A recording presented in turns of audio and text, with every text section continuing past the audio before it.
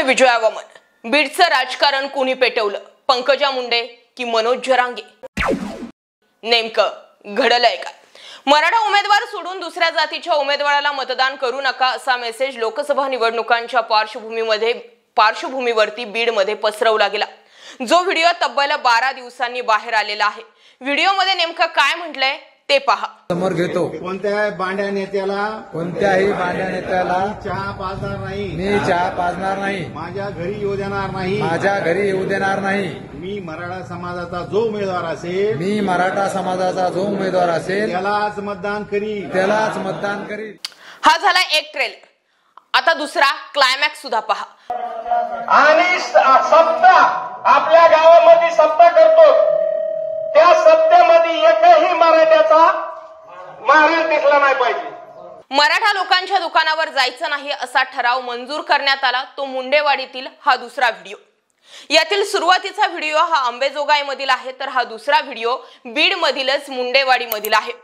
Video 13 दिवस जुना असला तरी सुद्धा प्रचाराची लेवल बीड मध्ये काय होती ते सांगण्यासाठी ही दोन व्हिडिओ पुरेसे आहेत, आणि ही व्हिडिओ तब्बल 13 दिवसांनंतर बाहेर आली आहे।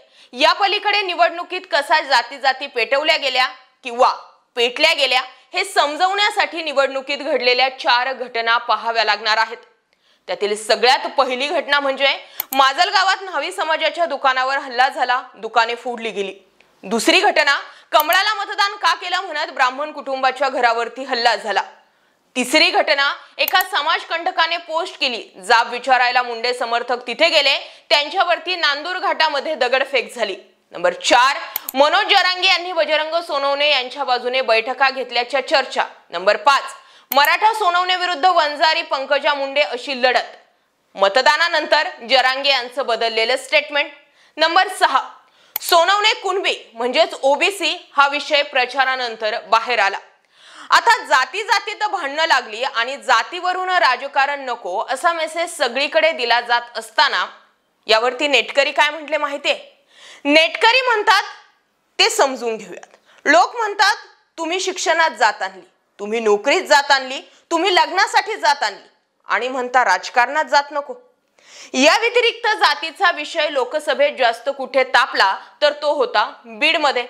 मनोज जरांगे यांनी आरक्षणाचा लढा महाराष्ट्रभर उभारला, पण निर्णायक जर त्यांची मते किंवा काही गोष्टी ठरल्या असतील तर त्या बीड मध्येच ठरल्या। बीडचं राजकारण जातीय दंगलीत कुणी घडवलं, मनोज जरांगे की पंकजा मुंडे यांनी? हा प्रश्न जो आहे तो जैसे थेच राहतो। पण या पुढचाही प्रश्न तयार होतो, मराठ्यांनी मराठ्याच उमेदवाराला मतदान केलं पाहिजे हा ट्रेंड का चालवला? जरांगे किंवा मराठा समाजाला हे चांगलंच माहिती की आरक्षणाच्या विषयात जरी मराठा आमदार असले तरी सुद्धा ते काहीच करू शकत नाहीये।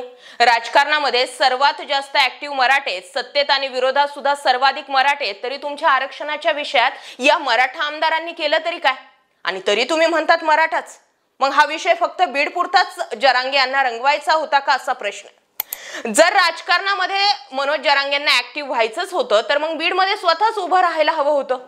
दुसरीकडे पंकजा मुंडे ओबीसी करत असताना आणि आरक्षणाच्या मुद्द्यात ठोस भूमिका घेतली नसल्यानं मराठा एक गट विरोधात गेला, तर त्यांना शांत करण्याऐवजी तुम्ही आणखी त्यांना भडकवलं हा आरोप तुमच्यावरती लागतो।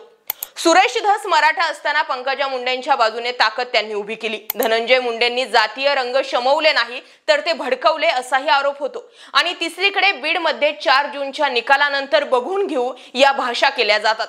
प्रश्न तोच, फक्त बीडला जातीय कलंक कुणी लावला, पंकजा मुंडे की मनोज जरांगे? बीड मतदारसंघामध्ये ताकद कुणाची हेही समजून घेऊयात।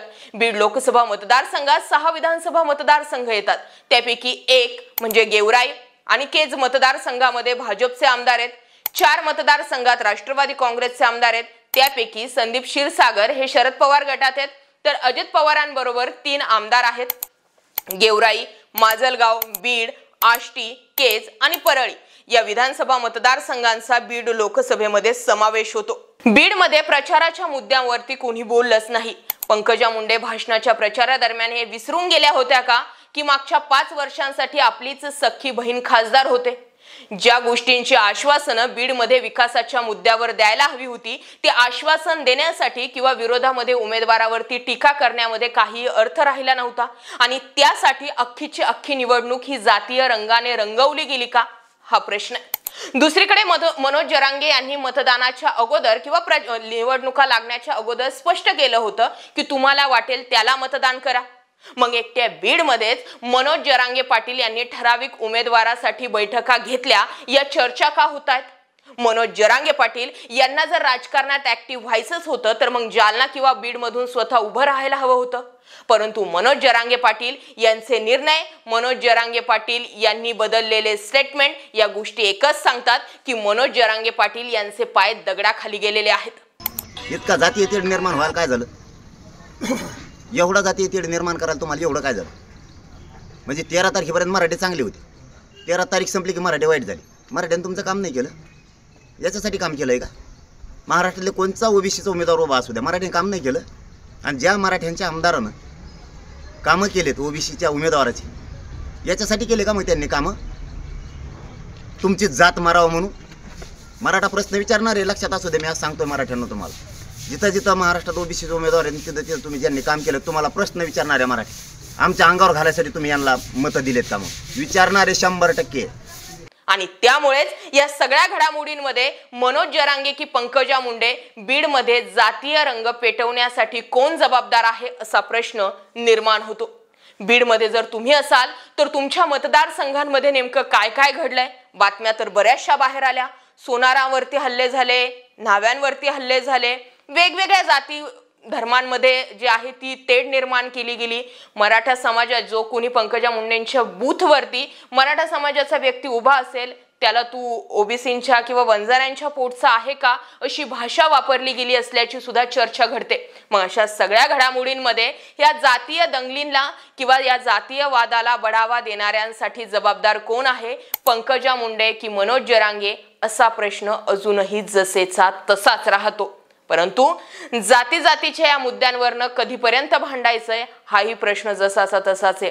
मराठा आरक्षणाच्या लढ्यासाठी किंवा मराठा समाजाला आरक्षण मिळावं यासाठी जास्तीत जास्त भूमिका ही मीच माझ्या चॅनलवरनं मांडली होती। परंतु पुढे जाऊन मनोज जरांगे पाटील यांचे बदलत गेलेले स्टेटमेंट असंख्य मराठ्यांनी ज्यांनी मनोज जरांगे यांना सपोर्ट केलेला होता त्यांच्या सर्वांसमोर एक प्रश्नचिन्ह निर्माण करणारं ठरलंय। काय बोलती पब्लिक? कमेंट करा। जय महाराष्ट्र पब्लिक।